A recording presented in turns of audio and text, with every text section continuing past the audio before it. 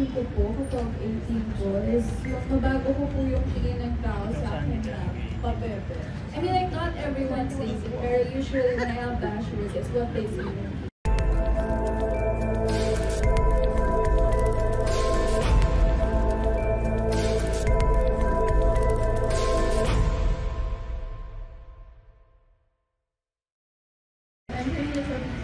Industry at a very young age. So now that you're already 18, what are the biggest lessons you've learned so far? Actually, sa showbiz po kasi marami talaga kaming natututunan. Lalo na everyday, iba-ibang tao yung kasalamuha. Pero siguro yung biggest lesson na natutunan ko from all of the veteran actors I've worked with. Like, lahat po sila, they have different advices, pero meron talagang isang advice na lahat sila laging sinasabi. It's always to respect your co-actors and always keep your feet on the ground. Kasi lagi nilang sinasabi sa akin, Sophia, tandaan mo, always respect your co-actors. Kasi ang daming magaling umarte, pero hindi lahat madaling makakasama.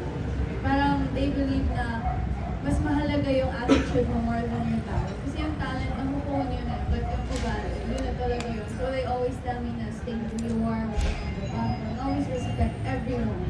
Like even po yung mga nasa paligid, kasi you won't know, parang baka bukas director na yun, and then you have a bad experience with them. So sabi nila, never kang mamamaliit ng tao sa set, kahit sino pa yun, always respect everyone. Yun ako.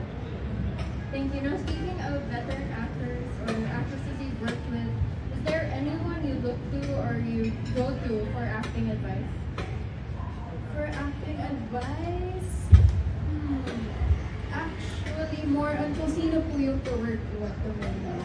Hindi lang po yung specifically isa lang. Kasi I believe na the more na marami akong natatunan, mas marami akong natutunan. And ang dami ko kong natutunan na technique. Kasi like, lahat ko sila, they have different techniques. So, masaya rin po na lahat yun narinig ko. So, try ko na makapag-explore din po.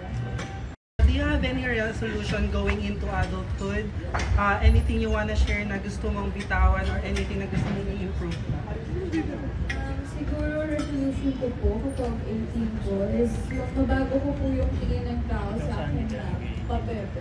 I mean, like, not everyone says it, pero usually when I have bashers, it's what they say.